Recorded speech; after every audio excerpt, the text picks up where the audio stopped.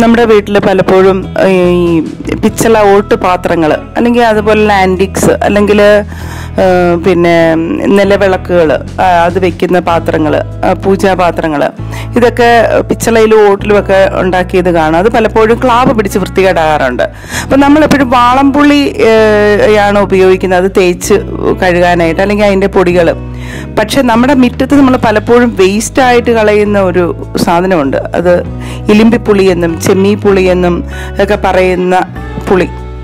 കണ്ടോ ഈ പുളി? ഇത് നമ്മൾ ഒത്തിരി ഇങ്ങനെ പഴുത്ത് വെറുതെ നശിച്ചു പോകാറുണ്ട്. പക്ഷെ ഇത് ഉപയോഗിച്ച് നമുക്ക് ഈ ഓട്ടുപാത്രങ്ങളും പിച്ചള പാത്രങ്ങളും ഒക്കെ നമുക്ക് വൃത്തിയാക്കാനായിട്ട് സാധിക്കും.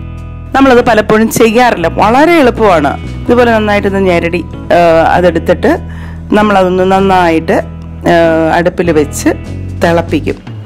തിളപ്പിച്ചിട്ട് ഇതാ കണ്ടോ, തിളപ്പിച്ചിട്ട് തിളച്ച് കഴിയുമ്പം നമ്മളെന്ത് ചെയ്യും, ഈ ഏതെങ്കിലും ഒരു വലിയ പാത്രത്തിലേക്ക് ഒഴിച്ച് അത് വെക്കുക. ഇതൊരു തീരെ ചെറിയ സാധനമായതുകൊണ്ട് നമുക്ക് അതിനകത്തിട്ട് വേണമെങ്കിൽ തിളപ്പിക്കാൻ പറ്റും. അതൊന്ന് ഇച്ചിരി നേരം ഒന്ന് തിളച്ച് കഴിയുമ്പോഴത്തേനും കണ്ടോ, ഇത് അതിലേക്കിട്ട് നമ്മളൊന്ന് ജസ്റ്റ് ഒന്ന് തിളപ്പിക്കുന്നു.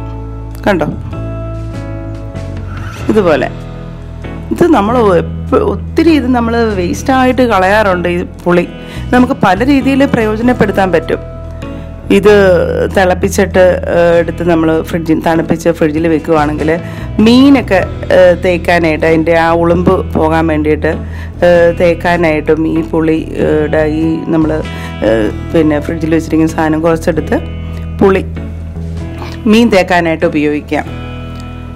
അതുപോലെ തന്നെ ഇത് തന്നെ വെജിറ്റബിൾ കഴുകാനായിട്ട് നമുക്ക് ഈ പുളി ഇതുപോലെ സൂക്ഷിച്ച് വെച്ചിട്ട് നമുക്ക് കുറച്ചെടുത്ത് വെള്ളത്തിൽ ഇതാക്കി വെച്ചിട്ട് വെജിറ്റബിൾ കഴുകാനായിട്ട് ഉപയോഗിക്കും. കാരണം അതിനകത്തെ വിഷമൊക്കെ കുറച്ചൊക്കെ പോകും. പുളിക്ക് അങ്ങനെ ഒരു ഗുണമുണ്ട്, അലിയിച്ച് കളയും വിഷമൊക്കെ, അങ്ങനെ ഒരു ഗുണമുണ്ട്. അപ്പം അതിനായിട്ട് ഈ പുളി ഉപയോഗിക്കാം. പിന്നെ നമുക്ക് പിന്നെ അത് ഞാൻ അടുത്ത വീഡിയോയിൽ പറയാം.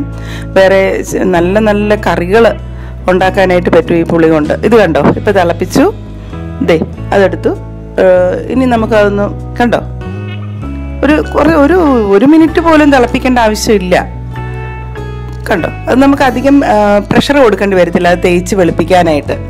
അതാണ് സാധാരണ ഓട്ടുപാത്രങ്ങളൊക്കെ പുളിയിട്ട് തേച്ചാലും നമ്മൾ പ്രഷർ കൊടുത്ത് വേണം നമ്മളതിനെ വെളുപ്പിക്കാനായിട്ട്. പക്ഷെ ഇങ്ങനെ ചെയ്യുമ്പോൾ നമുക്ക് അധികം പ്രഷർ കൊടുക്കേണ്ട ആവശ്യം വരികയല്ല.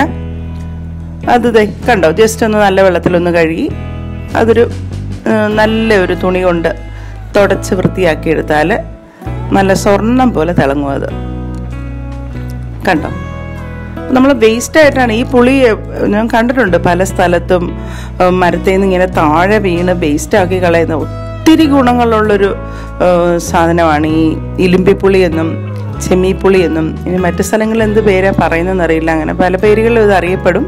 പക്ഷേ ഇത് നമുക്ക് നല്ല രീതിയിൽ ഉപയോഗപ്പെടുത്താൻ പറ്റും. ഏറ്റവും ഉപകാരപ്രദമായിട്ട് നമുക്ക് ഇത് ഈ ഓട്ടുപാത്രങ്ങൾ പിച്ചള പാത്രങ്ങളൊക്കെ തേക്കാനായിട്ട് അതിലെ എന്താ പറയുന്നത് ഇരുണ്ടിരിക്കുന്ന അത് മാറ്റി നല്ലപോലെ തിളങ്ങി ക്ലാവ് മാറ്റിയിട്ട് നല്ല രീതിയിൽ സ്വർണം പോലെ നമുക്ക് തിളക്കമുള്ളതാക്കി ഇതിനെ മാറ്റാൻ പറ്റും. കണ്ടോ, ഒരു പ്രഷറും നമുക്ക് അതിന് കൊടുക്കേണ്ട ആവശ്യം. ചൂടുവെള്ളത്തിലായതുകൊണ്ട് ഒട്ടും അതങ്ങ് അലിഞ്ഞങ്ങ് പൊക്കോളും അതിലെ ക്ലാവ്. എന്നിട്ടും ജസ്റ്റ് അങ്ങ് തുടച്ചെടുത്താൽ മതി.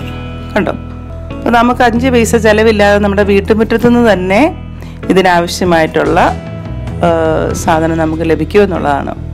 ഇതതിന് നേരത്തെ ഇരുന്നത് ഇങ്ങനെയാണ്. ഇപ്പം നോക്കുക, അതിൻ്റെ തിളക്കം കണ്ടോ, നോക്കൂ, ഇപ്പം നോക്കൂ, അതിൻ്റെ തിളക്കം കണ്ടോ, സ്വർണം പോലെ തിളക്കം. നേരിട്ട് കാണാൻ നല്ല തിളക്കമാണത്. കണ്ടോ, ഇങ്ങനെ നമുക്ക് ഈ പുളി ഉപയോഗപ്പെടുത്താൻ പറ്റും.